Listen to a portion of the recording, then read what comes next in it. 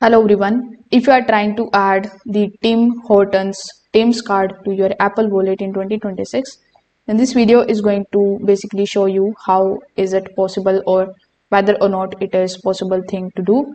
So first of all, you need to understand that as of 2026, Tim Hortons Tim card does not support direct Apple Wallet integration for most of the people. Now, many people say still rely on the app because wallet support is not provided like some other brands.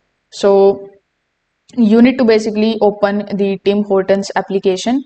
After that, simply sign in into your account if you haven't already. Then when you go to the rewards section, you are going to see your digital Tim's card with the QR code available.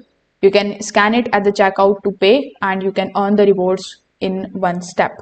Now, if you have a physical or the e-gift card, you can open the application again. After that, simply go to the scan option and then you can simply look for your Tim's gift card and then you can tap on the option of transfer balance.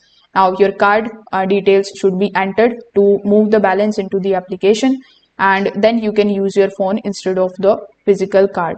Now even without wallet support, you can still use your iPhone. For that, simply open your Apple Wallet, then tap on this plus icon on the top right hand corner of the screen.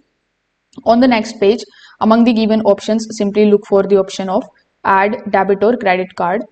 Then simply pay at Tim Hortons using Apple Pay at the checkout. You can still scan your rewards in the app separately. So if this video helped you out, make sure that you like this video and subscribe to the channel. Thanks for watching.